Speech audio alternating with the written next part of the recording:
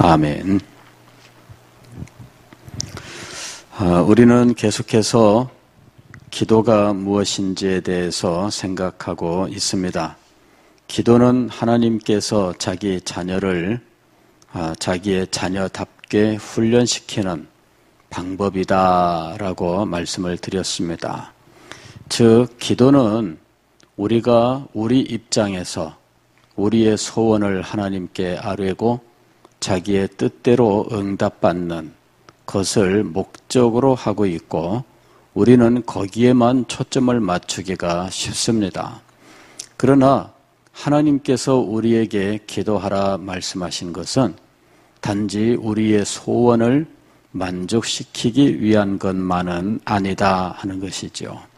소원을 만족시킨다는 이 기도의 목적은 실상은 이방 종교를 가진 사람들과 같은 원리인 것입니다. 이방 종교를 가진 사람들이 기도에 대하여 이해하고 있는 정도는 소원을 성취하는 것입니다. 소원을 성취하는 것. 이것은 특별하게 배울 필요도 없어요. 그냥 마음에 소원이 있고 이것을 성취하기를 원하면 기도하라 이런 정도지요. 여기에는 다른 가르침이 있을 수가 없습니다. 좀 더 거기에 가르침이 있다면 정한 수를 떠놓고 빌어라 이런 정도의 가르침, 또 지성이면 감천이다 이런 정도의 가르침이 이 소원 성취의 기도의 원리가 되고 있는 것이죠. 그리고 이것보다 조금 더 나간다면 네가 소원을 성취하기를 원하느냐? 그렇다면 너의 가진 것을 내놔라. 그거죠. 그래서 시주를 하든지 뭔가를 내야 응답을 받는다 하는 이야기예요. 그럴 때 이런 것들은 사실은 인간의 행위에 집중하고 있어요. 이 사람이 지성이면 감천입니다 할 때도 나에게 초점이 주어져 있고 또 정한 수 떠놓고 손발이 다 닳도록 빌고 또 빌었습니다 라고 할 때 그것도 역시 나에게 초점이 맞춰져 있어요. 내가 얼만큼 하느냐라는 것이죠. 내가 하는 행위, 나의 정성 여기에 초점이 맞춰져 있어요. 소원을 성취하려면 소원이 크면 클수록 더 많은 것을 드려야 한다. 구슬하려면 얼마짜리 구슬하라 이런 것들도 다 그런 것들과 연결되어 있는 거예요. 소원이 크면 클수록 더 많은 것을 드려라 하는 것이 우리가 이방 종교에서 배우는 기도의 원리입니다. 그들은 소원 성취에서 한 걸음도 더 나아가지를 못합니다. 그런데 불행한 것은 우리가 예수님을 믿고 하나님을 우리의 아버지로 모시고 기도 생활을 하면서도 우리는 이방 종교에서 배웠던 혹은 이방 종교의 영향을 받아 형성된 이 기도의 원리에서 떠나지를 못하고 있다 하는 것이죠. 기도하는 사람들은 그냥 이방 종교에서 좀 더 설명을 드리면 인간들이 자연적으로 가지고 있는 이 기도의 원리에서 떠날 수 있어야 된다는 것이에요. 여러분들과 제가 지금 생각하는 기도의 원리가 바로 이것입니다. 기도는 하나님께서 하나님의 자녀들을 하나님의 자녀답게 훈련시키시는 방법입니다. 하나님은 우리를 당신의 자녀로 부르셨어요. 우리를 당신의 자녀로 삼으셨습니다. 그런데 우리가 하나님의 자녀가 되었으나 아직도 우리의 생각은 이방 종교에서 배웠던 혹은 그 가치관 이런 것들이 그대로 남아있는 상태입니다. 하나님의 말씀으로 우리 자신들이 깨우침을 얻어서 우리의 생각의 원리들이 바뀌어야 되고 그 가르침들이 우리의 삶 속에 실제로 살아 역사하도록 되어야 돼요. 그러기 위해서 하나님께서 우리를 가르치시고 또 가르치시는 거예요. 그런데 하나님은 가르치는 모든 방법과 모든 때를 총동원하고 계신다 하는 것이지요. 하여튼 가르칠 수 있는 때만 되면 가르치시고 가르칠 수 있는 방법만 있으면 가르치시는 거예요. 이것이 하나님이에요. 가르치기를 원하시고 우리가 변화되기를 원하시는 하나님, 하나님의 자녀답게 생각하고 말하고 행동할 수 있게 되도록 하나님의 자녀답게 그는 그의 인격이 고상하고 아름답게 우아하게 변화되어야 하는 것이지요. 바로 그러한 방법이 기도다라고 하는 거예요. 기도 중에 우리에게 일어나는 다양한 가르침에 대해서 우리가 그동안에 공부를 했는데 오늘은 예수님께서 풍랑을 잠잠케 하신 이 사건 속에서 우리에게 어떤 교훈을 주시는지를 함께 생각하기를 원합니다. 35절 보면 그날 저물 때에 그랬습니다. 이 그날은 어떤 날인지 분명히 알지는 못하지만 이날은 오전에 예수님께서 배에 오르시고 그리고 이 호숫가에는 사람들이 가득 와서 앉아있는 상황이었습니다. 그래서 배 위에 오르신 상황에서 지금 육지에 있는 사람들에게 교훈을 주셨는데 그날 아주 많은 것들을 가르치셨습니다. 그리고 이제 오후가 되어서 예수님께서는 그 장소를 떠나서 갈릴리 호수 건너편으로 가시려고 하셨던 겁니다. 그날 저물 때 제자들에게 이르시되 우리가 저편으로 건너가자. 지금 예수님이 있었던 곳은 어디냐면 가버나움이에요. 이 가버나움은 예수님께서 나사렛을 떠나서 이제 마련하신 거처가 있는 곳입니다. 이곳에서 예수님은 이제 공생애의 사역을 시작하셨어요. 그리고 갈릴리 사역은 언제나 가버나움을 중심으로 하셨습니다. 가버나움에서부터 언제든지 갈릴리 호수 북쪽으로 가셨다가 남쪽으로 가셨다가 건너편으로 가셨다가 다시 가버나움으로 돌아오는 일정을 반복하셔요. 그런데 이날은 가버나움에서 오전에 말씀을 가르치시고 오후가 되어서 이제는 갈릴리 호수 건너편으로 가시려고 하는 거예요. 이 호수는 제법 넓은 호수입니다. 둘레는 52km 정도가 되고요. 그 다음에 남북의 길이는 한 21km 정도, 그 다음에 동서, 요 길쭉한 이 호수 모양인데 동서로는 평균 한 10km 정도 되는 제법 큰 호수입니다. 그러나 바다라고 부르기에는 택도 없지요. 그러나 이 유대인들은 갈릴리 호수를 갈릴리 바다, 이렇게 디베랴 바다 이렇게 부르고 했다는 것이죠. 그만큼 그들 입장에서는 큰 호수였습니다. 그런데 가버나움으로부터 그 반대편 쪽에 있는 이 거라사 지방으로 예수님께서 지금 배를 타고 그날 오후에 건너가셔요. 그리고 거라사 지방에서 이제 활동을 하시는데 그렇게 가시는 동안에 예수님께서 이제 주무시고 계셨다 하는 것이죠. 그런데 그 사이에 이 갈릴리 호수에 이 바람이 불면서 이 바람이 거센 돌풍이 되고 풍랑을 일으키고 제자들이 아무리 노를 저어서 이 풍랑을 벗어나고자 하지만 벗어나지를 못하게 된 거예요. 얼마나 위태로운 상황이 되었는지. 제자들 가운데에는 갈릴리 호수에서 이제 이 잔뼈가 굵은 사람들이 있어요. 베드로라든지 안드레나 야고보, 요한 같은 사람들은 이 갈릴리 호수에서 고기잡이를 하면서 살던 사람들이에요. 그런데도 불구하고 갑작스럽게 불어온 돌풍과 그로 인해 일어나는 이 풍랑, 파도에 그만 두려움을 갖게 된 거지요.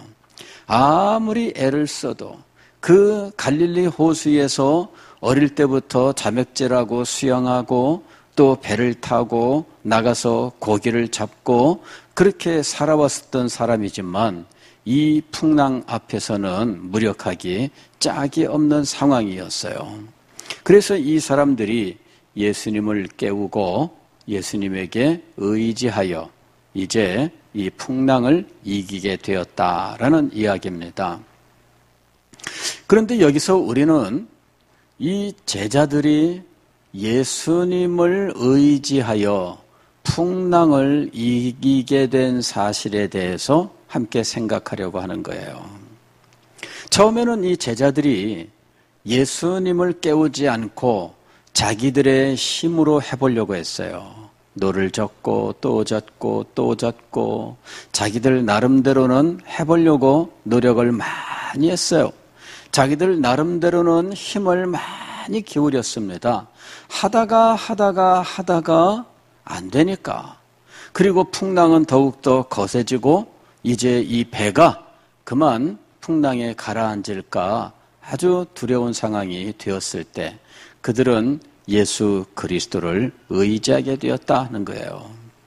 저는 그렇게까지 배를 타본 적은 없습니다. 그런데 한 번은 어떤 경험이 있느냐 하면은 태종대에서 이 유람선을 탔어요.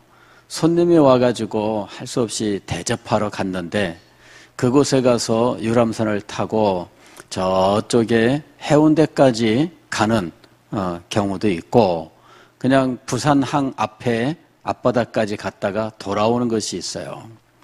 그래서 시간적으로 해운대까지 5, 6도 돌아가는 연락선마다 그렇게 갔다 오는 거죠. 근데 그거는 시간이 많이 걸려요. 그래서 부산 앞바다까지만, 항구 앞바다까지만 갔다 옵시다. 30분 갔다가 돌아오면 1시간이면 된다는 거예요.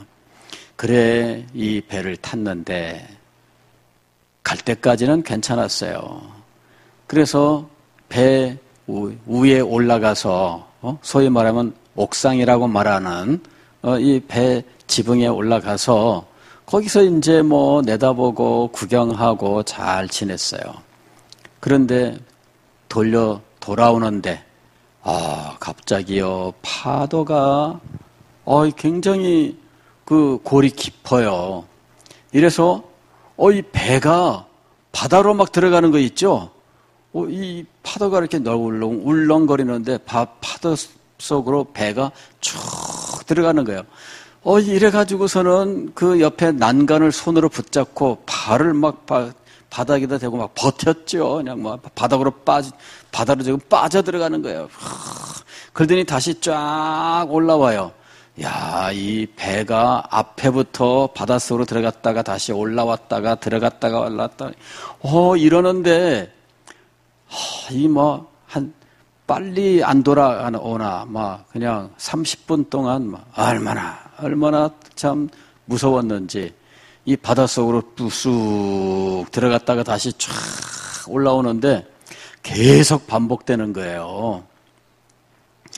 그런데 이 배를 운전하는 선장이 특별하게 주의사항도 안 주는 거 있죠. 그 정도 되면은 뭔가 방송도 하고 뭐라고 할 법한데 태연스러워요.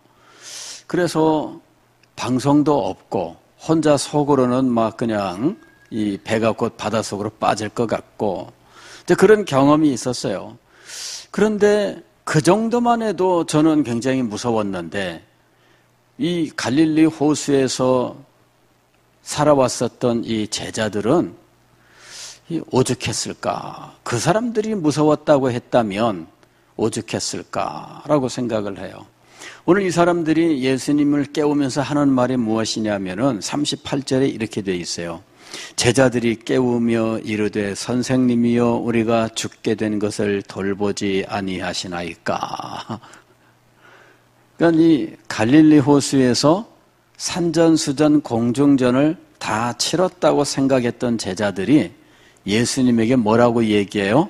우리가 죽게 된 것을 돌보지 아니하시나이까 라고 말씀을 드려요. 그러니까 참 험악한 날씨였다 하는 것을 알 수가 있고 이 제자들이 두려워할 만큼 정말 힘들고 어려웠다 하는 것을 알 수가 있습니다. 그런데 여기서 우리가 주목해야 될 것은 무엇이냐면 제자들이 예수님에 대하여 제대로 알고 있지 못하다라고 하는 거예요. 제자들은 예수님의 가르침도 배웠고 예수님께서 행하신 이적들도 목격한 사람들이에요. 그럼에도 불구하고 아직도 예수님께 대하여는 다 알지 못한다. 그걸 알 수가 있어요. 여기 41절 말씀 보면 이 사람들이 이렇게 이야기합니다. 그들이 심히 두려워하여 서로 말하되 그가 누구이기에 바람과 바다도 순종하는가 하였더라. 제자들은 시종일관 두려워하는 모습으로 나와요. 바다에 돌풍이 불고 파도가 치고 그래서 배가 가라앉을 것 같고 이런 위태로운 상황에서 두려워해요. 그리고 위태로운 상황에서 구원을 받습니다. 예수님께서 풍랑을 향하여 잠잠하라 꾸짖으시니 잠잠하게 되었어요. 예수님을 통해서 구원을 얻었습니다. 그런데 구원을 얻은 이 사람들은 여전히 두려움에 사로잡혀요. 이번에는 두려움의 대상이 달라요. 이전에는 자연 현상에 대한 두려움이었다면 이제는 이 자연을 꾸짖어 잔잔하게 하신 예수님께 대한 두려움이에요. 세상에 이분이 얼마나 엄청난 분이냐. 그런 엄청난 분이 바로 옆에 계시는구나. 여러분, 바로 이것이 믿음이에요. 제자들은 예수님을 잘 알고 있었고 예수님을 의지하면 모든 것들이 다 해결된다라고 하는 사실을 알고 있었어요. 그렇지만 이 큰 시험을 만나면서 그들이 알고 있었던 것은 제대로 된 것이 아니었다라는 것이 드러난 거예요. 사실 이들이 알고 있었던 것은 그냥 하나의 지식에 불과했었던 것이지 예수님을 진정으로 알고 믿은 이 실제적인 믿음은 아니었다라고 하는 것이 이 시련을 통해서 드러나게 된 거예요. 이 사건은 제자들의 믿음이 얼마나 형식적이냐라고 하는 것을 드러낸 거예요. 우리가 하나님을 믿는다고 하면서 우리가 예수님을 믿는다고 하면서 우리도 이런 제자들과 같은 상황에 처할 수 있다는 것이죠. 우리는 예수님께서 우리와 함께 하신다는 사실을 알아요. 그리고 그것을 믿는다고 고백합니다. 하나님께서 자기 백성과 함께 하신다는 사실을 믿어요. 그럼에도 불구하고 그 믿음은 우리가 역경을 만나고 시련을 만났을 때 제대로 작동하지 않는다는 거죠. 이것이 제자들의 믿음의 문제였어요. 알고 있고 믿는다고 생각을 했지만 그러나 막상 믿음이 발휘되어야 하는 순간에는 발휘되지 않았다는 거예요. 제자들의 문제가 바로 거기에 있어요. 어떤 분은 이 본문을 가지고 이 하나님 부재의식이다 이렇게 이야기를 했습니다. 예수님 부재의식이다. 즉 예수님이 그곳에 함께 계셨지만 예수님이 계신 것을 전혀 의식하지 못하고 있는 거죠. 그래서 이 사람들은 자기의 힘으로 애쓰고 자기의 노력으로 애쓰고 나름대로 하면서 풍랑에 그만 두려움에 빠져버리고 마는 거예요. 예수님이 그곳에 계셨어요. 그런데도 예수님의 계심이 이 사람들에게는 아무런 역사를 하고 있지 못해요. 예수님을 알고 있다고 생각했습니다. 예수님을 믿고 있다고 생각했습니다. 그러나 그들의 그 지식과 그들의 그 믿음은 그 현장에서 작용하지 않고 있어요. 마치 고장난 것 같아요. 평소에는 이 믿음이 아무런 문제가 없는 것처럼 보여요. 그러나 위기 상황이 오게 되면 믿음이 작동하지 않는 것을 알게 돼요. 이것이 우리들의 모습이에요. 많은 사람이 위기 앞에서 하나님을 제대로 구하지 않고 예수 그리스도를 제대로 의지하지 않는 모습을 우리는 많이 발견해요. 여러분은 어떠십니까? 여러분은 진정으로 여러분의 위기 앞에서 예수 그리스도께서 함께 계신다는 사실을 믿고 의지하고 계십니까? 평소에는 자신 있게 말을 하지만 그래서 어려움에 있는 처해 있는 사람에게 여러분이 위로도 하고 격려도 하고 말씀을 가지고 권면도 하지만 그 위기가 나의 것이 되었을 때에도 예수 그리스도를 의지하겠느냐 하는 거예요. 그때에도 시험에 들지 아니하고 그때에도 하나님을 향해서 어찌하여 하나님이여 나를 구원하지 아니하시나이까 이러면서 마치 이 모든 일의 원인은 하나님에게 있는 것처럼 원망하고 있지는 않느냐 하는 거예요. 제자들이 예수님에게 원망했잖아요. 선생님이여 우리가 죽게 된 것을 돌보지 아니하시나이까. 이 사람들이 진작 예수 그리스도를 믿고 의지했더라면 그들은 이런 어려움에 처하지 않았을 거예요. 그런데 그들은 자신들의 힘을 의지했고 이 정도면 자기들이 갈릴리 호수에서 살아오던 삶을 볼 때 얼마든지 헤쳐나갈 수 있다고 생각한 거예요. 우리의 삶의 모든 것은 실상은 하나님의 은혜가 없이는 살아갈 수 없어요. 그것이 가장 단순한 것이고 이 세상 사람들에게 늘 반복되는 일이라 할지라도 어떤 분은 물 한 모금을 마시면서도 주님 앞에 감사하지 않고서는 마실 수 없었다. 그렇게 고백을 했어요. 누구나 물 한 모금은 다 그냥 마실 수 있는 거 아니에요? 그런데 그 한 모금조차도 감사하지 않고서는 마실 수 없었다. 물 한 모금도 진정으로 감사할 수밖에 없는 상황이 우리의 삶에 찾아올 수 있어요. 얼마든지 그런 순간이 있어요. 자, 우리는 하나님을 알고 예수님이 어떤 분인지를 알고 있어요. 그리고 하나님은 우리와 함께 하시고 예수 그리스도는 이름이 임마누엘이에요. 자기 백성과 함께하는 분이시라는 거죠.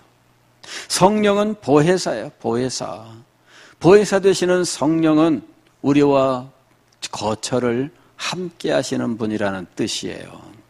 우리와 거처를 함께 하시는 분이에요. 그러나 이것이 단지 지식으로만 남아있다면, 이것이 단지 이론에 불과하다면 제자들과 동일한 상황을 겪게 될 것입니다. 이 지식이 실제적인 믿음이 되어야 돼요. 이것이 단지 지식으로만 남아있지 아니하고 믿음으로 역사해야 된다는 이야기죠. 기도하는 사람들은 바로 이 실제적인 믿음의 사람이 되어야 한다는 것입니다. 실제적인 믿음이 없이 단지 이론만 가진 사람은 자기에게 문제가 찾아왔을 때, 위기가 찾아왔을 때 홀로 몸부림치다가 절망할 수밖에 없다는 거예요. 하나님의 자녀들은 바로 이 기도에서 이 실제적인 믿음을 발휘해야 됩니다. 오늘 이 밤에 여러분 주님 앞에 실제적인 믿음으로 기도하는 시간이 될 수 있기를 바랍니다. 여러분의 기도가 여러분의 믿음이 그대로 살아 역사하는 기도가 되고 이 기도가 아버지 앞에 상달되는 놀라운 은혜의 밤이 될 수 있기를 바랍니다.